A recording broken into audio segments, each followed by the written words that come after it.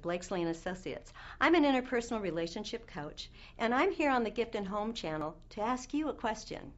Do you know what skill is used the most every day and we have the least amount of training, especially in business? It's communication, especially face-to-face communication. You know, communication experts, they estimate that 70% of our communication is either misunderstood, misdirected, misinterpreted, distorted, rejected, good grief, all sorts of things. And we wonder why things just aren't working out in our business.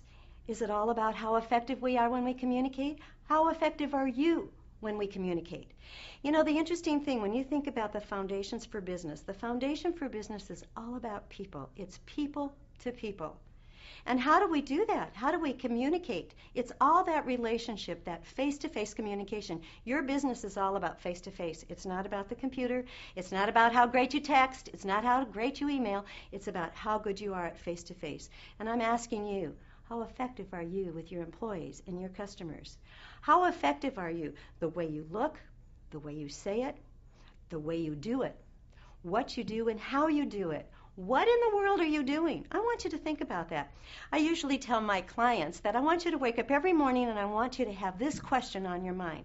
What am I going to do and say today to be really effective with my employees and with my customers? Now, I absolutely know that you don't wake up in the morning and you're not standing in front of the mirror and saying, okay, I really want to be ineffective today. That is my prayer. I know you don't do that, but I want you to think about how you are going to be effective. What in the world are you going to do? How are you going to be effective? What are you going to say? There's two questions that you can use. You can think about, what is the best way that I can say that to my customer or to my employee?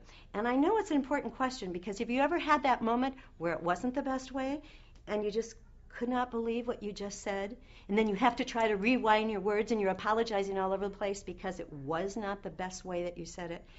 Takes time, and you know the person who's listening to you doesn't really believe that you're apologizing because they still remember the other way you said it. So, Timesaver, think about what's the best way to say it, and quite frankly, what's the best way to do it.